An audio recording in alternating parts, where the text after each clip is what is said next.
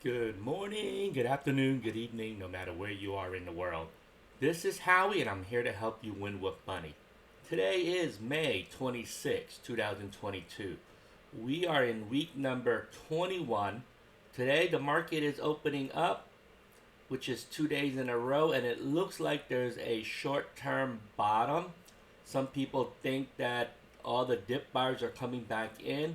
I'm not so sure that we are at the bottom, but it doesn't matter. The market has been down for 8 weeks in a row.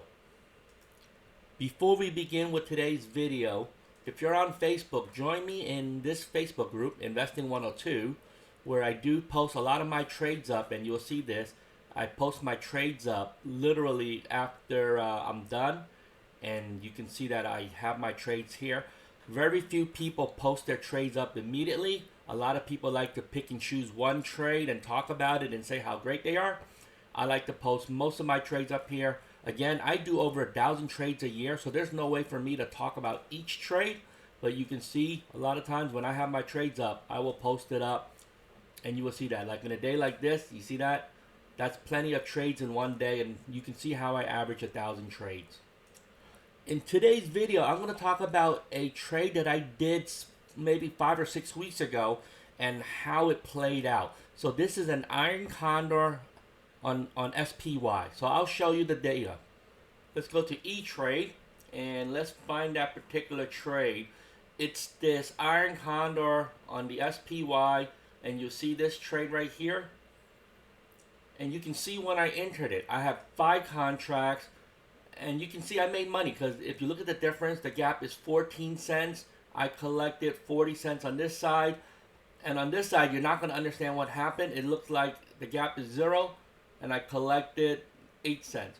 But I've been rolling the untested side, which is the call side, and that's how I made money. So I'm going to show you a spreadsheet with the data.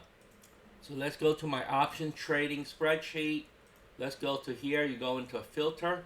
We're going to type in SPY space March 27 expiration.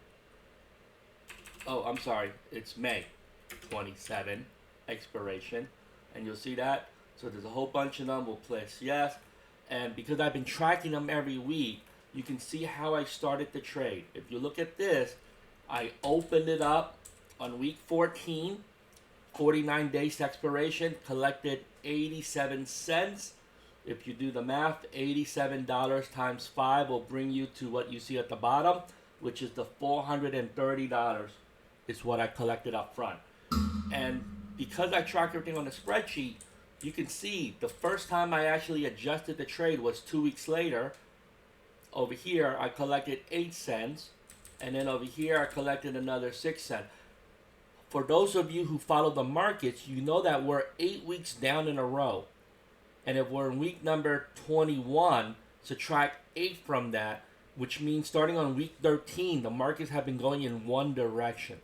Which means this Iron Condor is actually losing me money if I closed it. Because the put side it didn't go in the money, but what happened was there was plenty of time. The odds of it crossing my short put at 385 was pretty high. And at some point, I think I was losing about $350 per contract. Now today, we'll go back to E-Trade. I'll show you what it's showing us. It's saying not only that the odds are not going to happen anymore, because the last 2 days has been positive, and you see that this now is at over 4,000, which is 402. And so now the odds are, if you look at the difference, it's the gap between the two, which is now it's only like 13 cents. But literally a week ago it was about $2, and then I think 2 or 3 weeks ago it was up to like $3 or $4 is the gap between the insurance leg and the actual short leg that I have. I stuck to my original plan. It had about a 93 chance of being right. What I did was, over the weeks, because it was tested on one side, I actually started collecting credit on the other side. And if you just look at how much credit I collected since I put on the trade, $133 on the call side. I didn't touch the put side. what that ends up looking like is I'm narrowing the width between the short put and the short call. And if you look at what I mean by that is the original short call is this 480. And if you look down here, I got it all the way down to a 446. So I added risk into the trade. That's why you get a premium every time you adjust the untested side down. But that's because the S&P at this point, right, the last 2 or 3 weeks, it was trading under 4,000 and sometimes under 4,100. So you had to do this because I believe that even if the markets are down, I didn't believe that it was going to cross. And actually, it did cross. It did cross under my short. It did cross under 385. I think it was 1 or 2 days it did cross.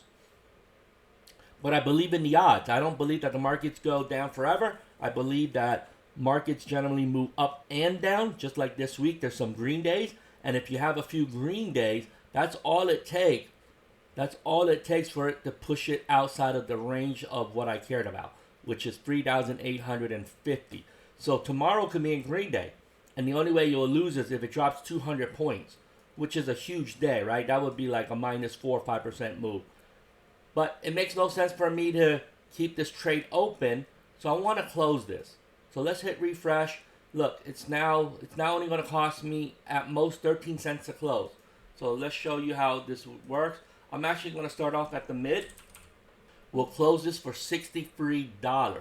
So eventually that will get added onto my spreadsheet here. If you look at this trade, that means this particular trade will be subtracted 63. So I will make over $480, and I put up $5,000 at risk over 6 weeks. And to demo the math, I'm assuming, let's just assume I'm only going to make $490. I put up the $5,000 of capital. If you do the math, it means I'm making 9.8% return in the last 6-7 weeks. I'm actually using 7. So if you see the math, it means I'm making 1.4% a week, which is really good. It's really not easy to do consistently. Like I said, if it was so easy, that means I would be making 50% every year. I actually tell people, if your goal is to make 8, 9, 10, 12, 15%, it's actually very doable. Now, I mix all my strategies together. So sometimes you win on some, you lose on some. But my goal is not to shoot for a 50% rate of return. My goal is just to use options to offset some of the risk in my portfolio. So let's go back to this. Let's try to close it for 63 cents. It may cost me a little bit more. We'll see what happens. And it did not close yet. Let's just wait a little bit before I move it 1 penny up. Let's move it to 12 cents. So that will cost me $68.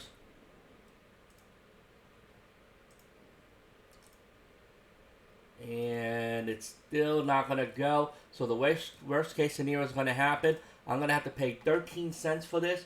Oh, you know what? You see it's moving up. Now it's 14 cents. But let's just move 1 penny at a time.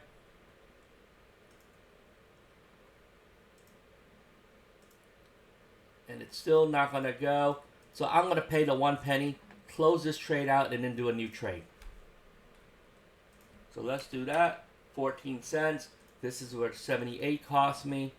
But it's okay. Remember, I collected well over $500 on this trade. And there you go. I finally got it closed. So that trade is now completed.